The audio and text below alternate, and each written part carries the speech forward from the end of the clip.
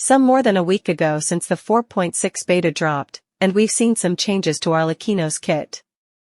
In this vid, I'm gonna break down what's been added since the beta started. One of the coolest new things is her flying ability. But hold up, it ain't like Wanderer's full-on flight, it's more like floating. To make her float, you gotta hold the attack button. If not, she's ready to rumble. As long as she's got stamina, Arlecchino can float over water. But she can't fly over tall stuff or big drops like Scaramouche can. She stays at the same height, so gliding over stairs is smooth. Give her some speed boosts, and she'll float faster. Her polearm vanishes while floating, and she looks like she's on fire with ash swirling around her. While floating, Arlecchino leans forward, and her jacket flutters.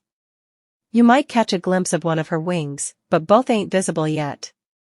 Her feathers might be a deep red, kinda like Tuka from Tokyo Ghoul.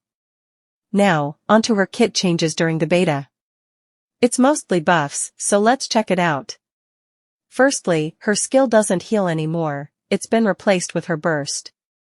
Plus, the ER requirement for the burst is now 50, and using her Q resets the E cooldown.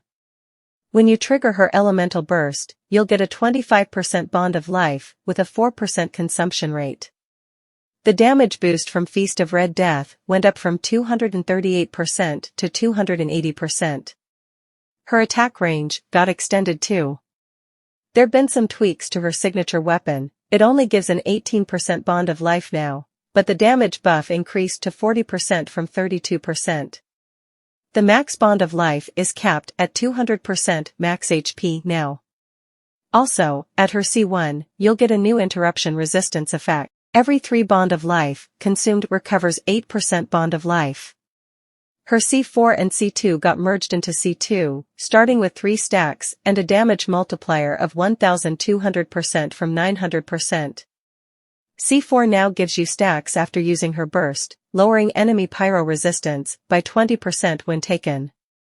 Lastly, her C6 70% crit damage buff is now 80%, and the skill multiplier of 500% switched to 2000% of her current bond of life.